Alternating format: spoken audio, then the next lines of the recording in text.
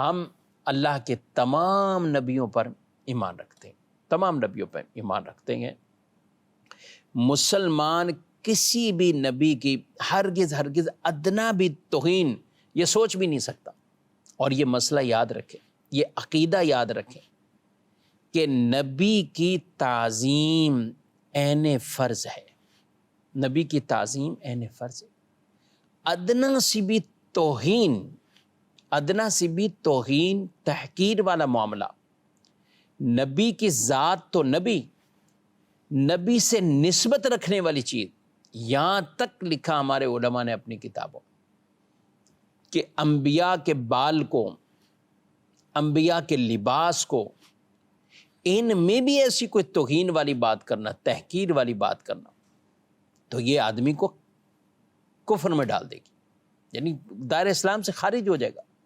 انبیاء کی معاذ اللہ توہین کا معاملہ ہو، ادنا سی بھی توہین کا، انبیاء سے نسبت رکھنے والی، یعنی ان کے بالوں کو کوئی ایسی توہین امیز بات کرنا، ان کے ناخن پہ توہین امیز بات کرنا، ان کے جسم کے حوالے سے کوئی توہین امیز بات کرنا، تو ہم پر لازم ہے ہر نبی کی تعظیم، یہ فرض ہے ہم پر، اور کسی بھی نبی کی کسی طرح کی بھی کوئی ادنا سے بھی توہین نہ ہو۔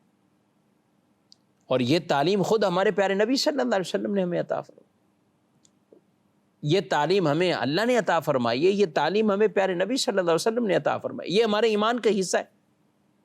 مسلمان تو کسی نبی کے حوالے سے کبھی کوئی ایسے کلمات وہ ہرگز نہیں مسلمان بولتا کہ جس سے کسی نبی کی توہین والا معاملہ ہو مسلمان، وہ کبھی بھی کسی نبی کی توہین نہیں کرے گا۔ تو جب کسی بھی نبی کے حوالے سے کوئی ایسی بات نہ کرے تو پھر اپنے پیارے نبی صلی اللہ تعالیٰ علیہ وآلہ وسلم، یہاں تو کسی کو کچھ شائبہ ہی نہیں ہے کہ کوئی مسلمان اور ایسی بات کرے کہ جو معاذ اللہ جس توہین آمیز بات ہو۔ آج افسوس سے کہنا پڑتا ہے کہ بعض اوقات کچھ ایسے افراد ہوتے ہیں اپنی گفتگو کے اندر ایسے کلمات بول جاتے ہیں کہ وہ کلمات وہ اپنے گھر کے بھی کسی بڑے کے لیے روانہ سمجھتے ہوں، عام محفل میں کوئی کسی کے بڑے کے لیے بول دیا جائے تو کوئی اس کو درست نہ سمجھتا ہو، لیکن وہ کلمات اللہ کے نبیوں کے بارے میں بولتے ہیں، نعوذ باللہ من ذالک۔ قرآن کی تعلیم دیکھیے آپ کیا ہے۔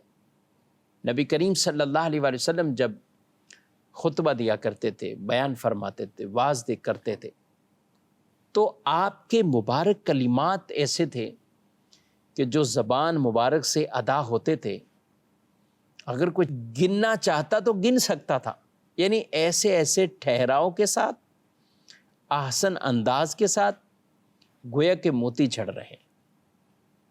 آپ صلی اللہ تعالیٰ علیہ وآلہ وسلم ایسا خطاب فرماتے تھے، لیکن پھر بھی صحابہ کرام علیہ مردوان میں سے اگر کسی کو کوئی بات دوبارہ سننی ہوتی تو وہ حضور کی بارگاہ میں عرض کر دیتے تھے، یا مزید پکا یاد کرنے کے لیے، پختہ رکھنے کے لیے تو وہ بھی عرض کر دیتے تھے۔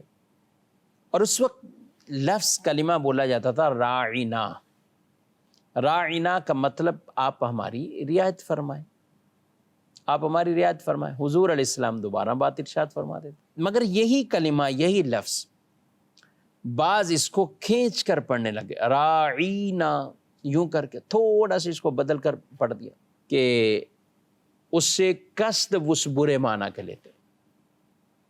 جب ایک صحابی رضی اللہ تعالیٰ عنہ، آپ نے ان کو کہا کہ یہ تم ایسا کیوں کرتے ہو؟